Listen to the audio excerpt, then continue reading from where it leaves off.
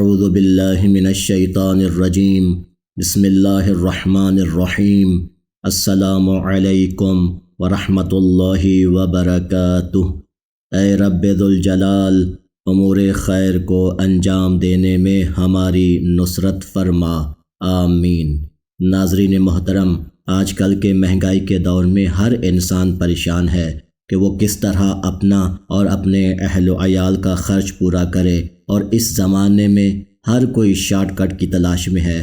کوئی ایسا طریقہ اپنایا جائے کہ جس سے انسان رات کو غریب سوئے اور صبح کروڑ پتی بن کر بیدار ہو جائے، اور اسی مشکل کا فائدہ اٹھاتے ہوئے معاشرے میں بعض افراد ایسے سامنے آتے ہیں کہ جو آپ کو راتوں رات امیر ہونے کا نسخہ بتاتے ہیں، اور ان نسخوں سے خصوصاً سوشل میڈیا بھرا پڑا ہے۔ ناظرین کرام، میں آپ کو ایک بات واضح کر دوں کہ دنیا میں اور قانون الہی میں کوئی ایسا نسخہ یا عمل موجود ہی نہیں کہ اگر جس کو رات کو انجام دیا جائے اور صبح آپ کا اکاؤنٹ پیسوں سے بھر جائے۔ یاد رکھیے، رزق کے حصول کے لیے آپ کو محنت کرنی پڑے گی، اپنے لیے درست سمت کا انتخاب کرنا پڑے گا، اور اس سارے عمل میں یقیناً خدا سے مدد طلب کرنا اس جد و جہد کو آسان اور منزل کو قریب کر دیتا ہے۔ اس ویڈیو میں ہم آپ کے لیے کچھ ایسے نسخے لائے ہیں کہ جن پر عمل کرنے سے انسان راتوں رات مالا مال تو نہیں ہوتا، لیکن مناسب رزق حلال اور بہترین زندگی تک اس کی رسائی ضرور ہو جاتی ہے۔ اور یہ نقطہ بھی ذہن میں رہے کہ خدا بعض افراد کو رزق کی فراوانی کے ذریعے آزماتا ہے اور کسی سے تنگی رزق کے ذریعے امتحان لیتا ہے، لیکن حقیقی عبد وہی ہوتا ہے جو ہر حال میں اس کا شکر ادا کرے اور اس کی نعمتوں پر صابر اور شاکر رہے۔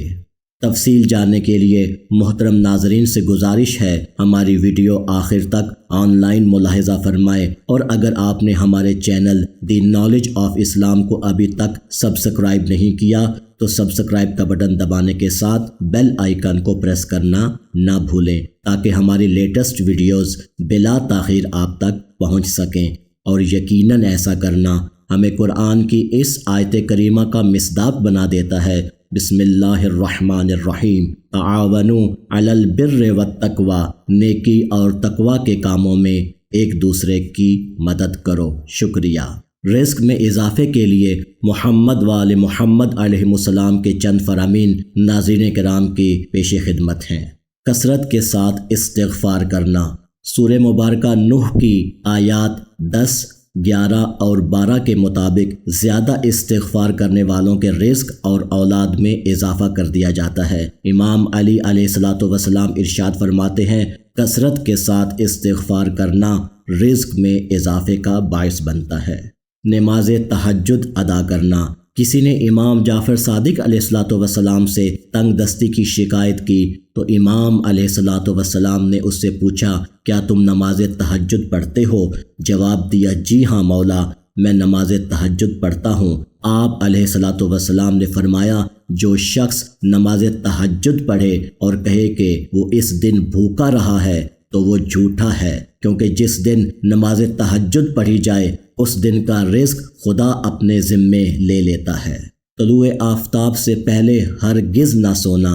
امام زین العابدین علیہ السلام اپنے شیعوں کو مخاطب کر کے ارشاد فرماتے ہیں، ہرگز طلوع آفتاب سے پہلے نہ سونا، اور ایسا کرنا تمہارے لیے بہتر نہیں ہے، کیونکہ اس وقت خداوند متعال ہماری وساطت سے انسانوں میں رزق تقسیم کرتا ہے، لہٰذا صبح کے وقت سونا خصوصاً طلوع آفتاب سے پہلے رزق میں کمی اور رکاوٹ کا باعث بنتا ہے۔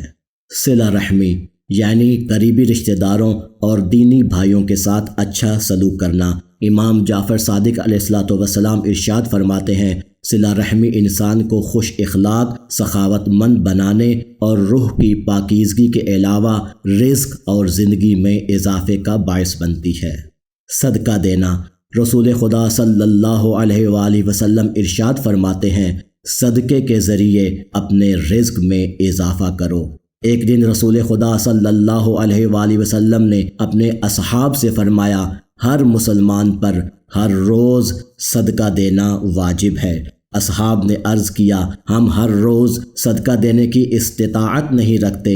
آپ نے فرمایا مریض کی عیادت کرنا صدقہ ہے، نیکی کا حکم دینا صدقہ ہے، برائی سے بچانا بھی صدقہ ہے، اور سلام کرنا اور سلام کا جواب دینا بھی صدقہ ہے۔ ناظرین محترم، اختصار کو ملحوظ خاطر رکھتے ہوئے ہم آیات اور روایات کی روشنی میں آپ کے سامنے رزق میں اضافے کے اسباب بیان کرتے ہیں۔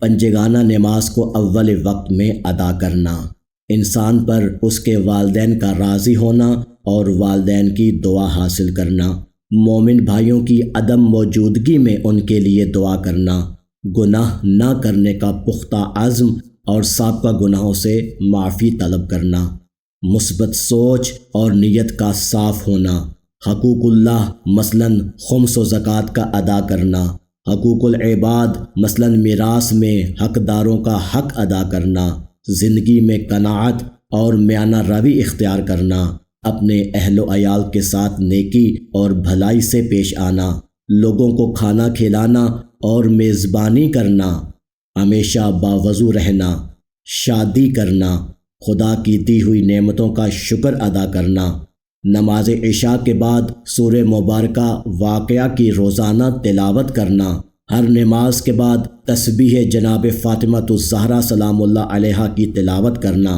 غروب آفتاب سے پہلے گھر میں چراغ آج کل کے دور کے مطابق لائٹس وغیرہ روشن کرنا، زیارت امام حسین علیہ السلام کو جانا اور امام محمد تقی علیہ السلام سے رزق کے لیے توسل کرنا، اس ذکر کو کثرت کے ساتھ پڑھنا، لا حول ولا قوت الا باللہ، نماز فجر کے بعد 70 مرتبہ یا فتاحو اور نماز عصر کے بعد 100 مرتبہ یا وہابوں کا ورد کرنا، اور ہمیشہ اپنی زبان پر یا غنیوں کا ورد جاری رکھے۔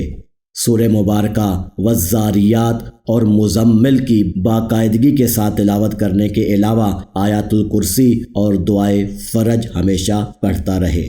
ناظرین محترم، یہ وہ ایسے نکات تھے جن کے اوپر انسان عمل کر کے اپنے رزق اور روزی میں اضافہ کر سکتا ہے۔ خدا بند متعال سے دعا گو ہیں کہ خدا بند متعال ہمیں محمد وآل محمد کی سیرت طیبہ پہ عمل کرنے کی توفیق عطا فرمائے، آمین۔